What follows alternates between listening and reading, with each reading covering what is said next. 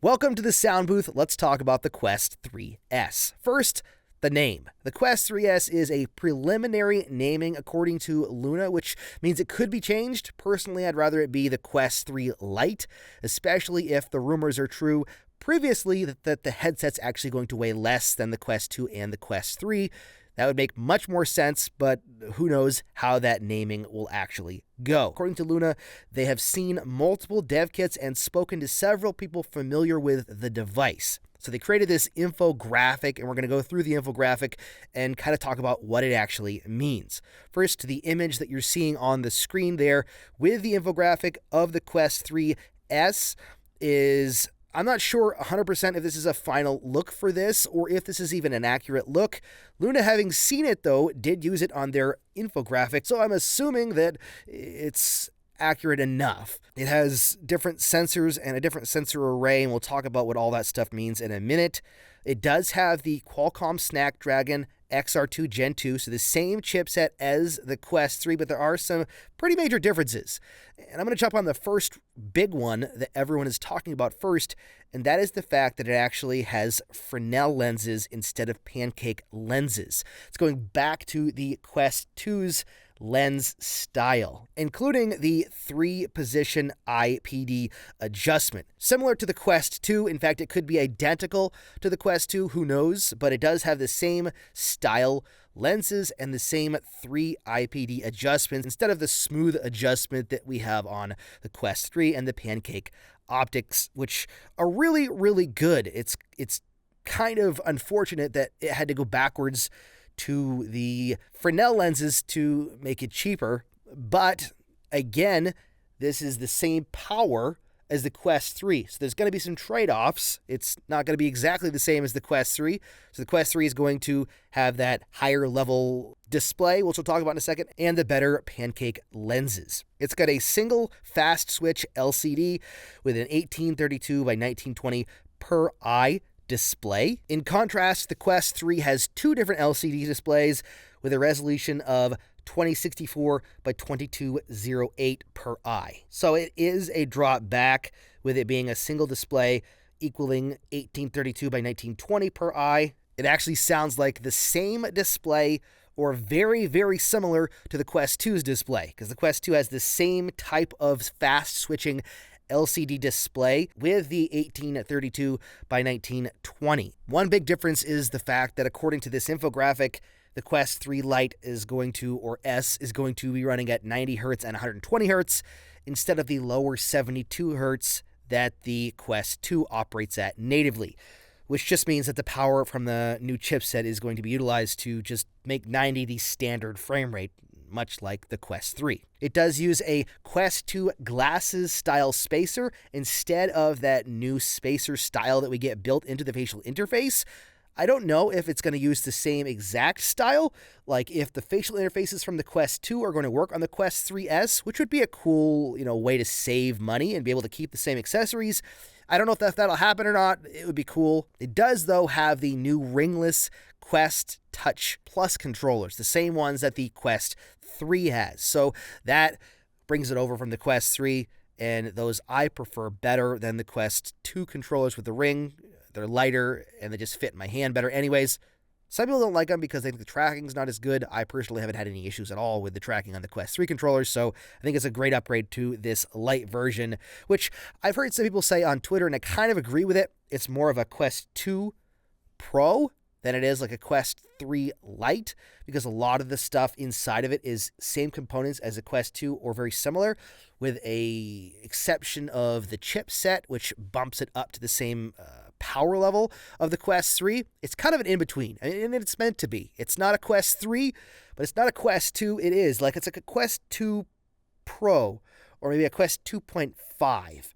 Or I guess Quest 3 Lite, if you want to think about it that way. I think the reason it's a Quest 3 Lite is because of the chipset. It's the same, so it could do the same thing and play the same games. Otherwise, it'd get confusing if the Quest 2 couldn't play, certain games, but the Quest 2, Pro could, and the Quest 3 could. Makes sense to keep the naming convention Quest 3 Lite or S. Hopefully, fingers crossed, Lite. It's using 4 IR tracking cameras. And in the infographic, you can actually see they've circled the cameras, the tracking cameras with a green ring, one either side and 2 in the middle. And you've got 2 4-megapixel RGB pass-through cameras. So that's going to give us color pass-through, unlike the Quest 2, more like the Quest 3, a good color pass-through.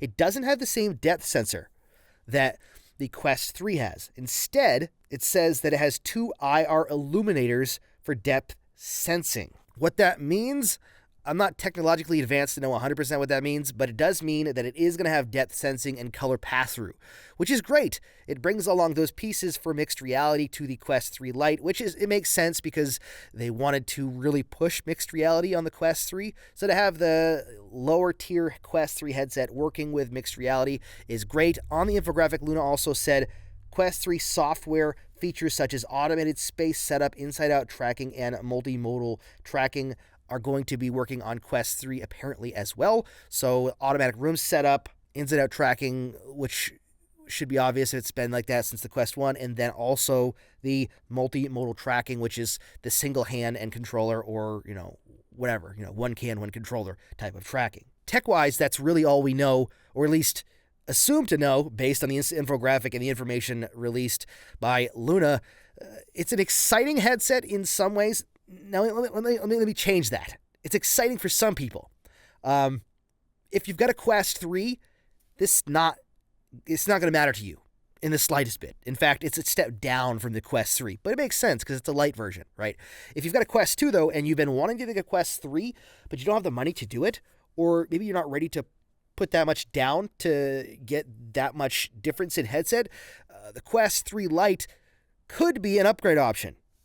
I say could be because those that are already into VR that really want to get the next level, depending on the price, and we'll talk about price in just a minute, what I think, it might be worth waiting and saving to get the Quest 3. And I say that because there's some things specifically about the Quest 3 that are considerably better than the Quest 3 Lite, or S. I'm going to call it Lite because I like that name better. Quest 3 has the pancake optics. And for me, those are leaps and bounds better than what the Quest 2 offers. The Quest Pro had good optics as well. The pancake optics, I think the Quest 3 optics are even better than the Quest Pro. They look better. I think they're clearer. And I just really enjoy using the Quest 3 because of the pancake optics. This does not have that. It has the same optics as the Quest 2. But if you're okay with that, then you can look at the Quest 3 Lite.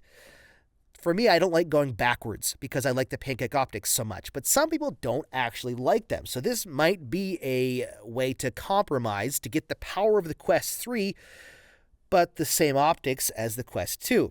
Also, the display is not as high resolution, so you're still got a good display, but it's the same display as the Quest 2. It's got the same power as the Quest 3, so it's going to be rendering more detail and better looking visuals, but it's going to only be able to look so much better because the resolution is lower than the Quest 3.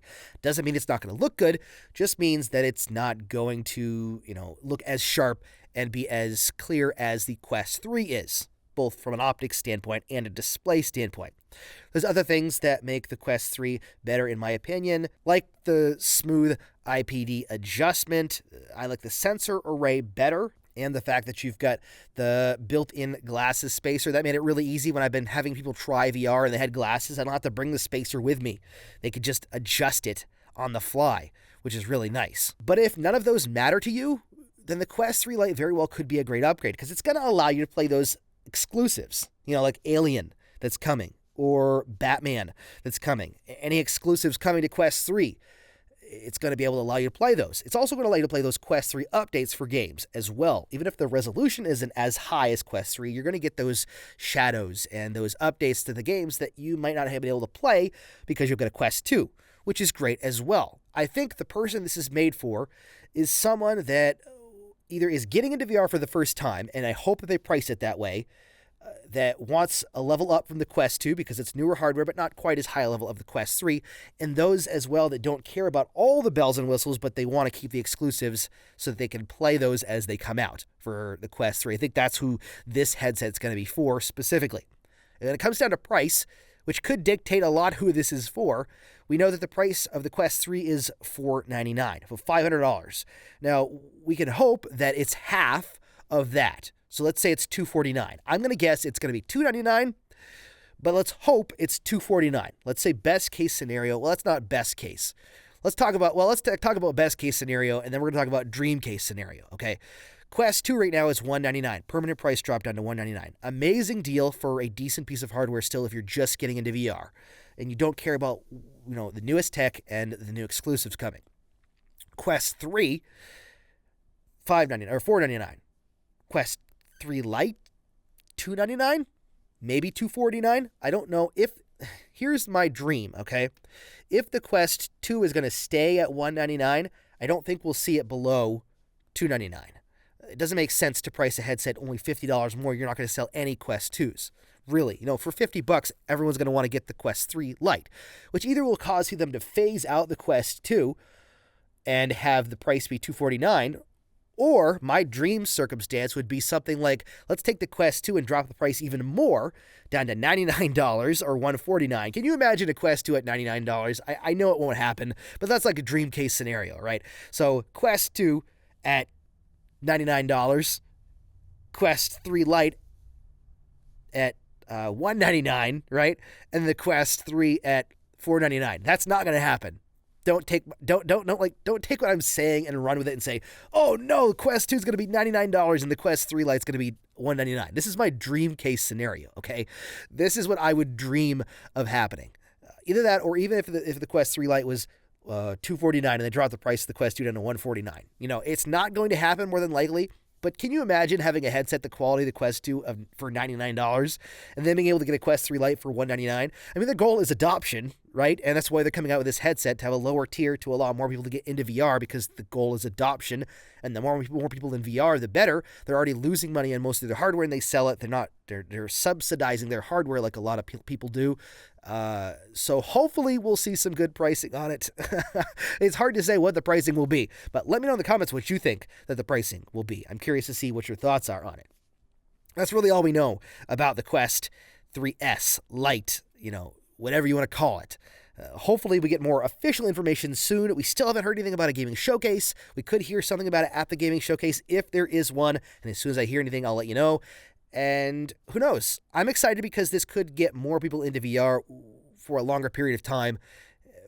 At the same time, I'm not excited for me because I have a Quest 3 and I don't really want to go back from Pancake Optics. But please let me know down below what your thoughts are on the optics and this whole situation. I'm very curious to see what your thoughts are.